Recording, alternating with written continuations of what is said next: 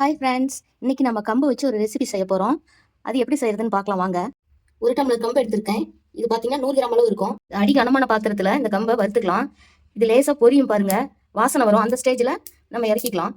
இது நல்லா ஆறிடுச்சு. இதை ஒரு மிக்ஸி ஜாருக்கு மாற்றிக்கலாம். பாருங்க, இந்த அளவுக்கு அரைச்சி எடுத்தாச்சு.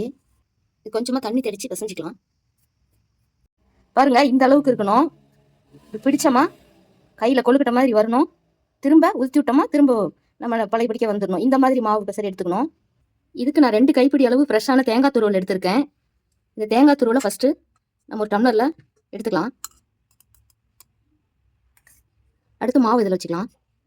லேசாக இந்த மாதிரி ப்ரெஸ் பண்ணிக்கலாம். இது போலவே இன்னமும் 2-3 டம்ளரில் நம்ம எடுத்துக்கலாம். இப்போ இது இட்லி பாத்திரத்தில் நம்ம வச்ச மாவை இட்லி தட்டை வச்சுக்கலாம். வச்சு இது 10 நிமிஷம் ஹை ஃப்ளேமில் வேக வச்சு எடுத்துக்கலாம்.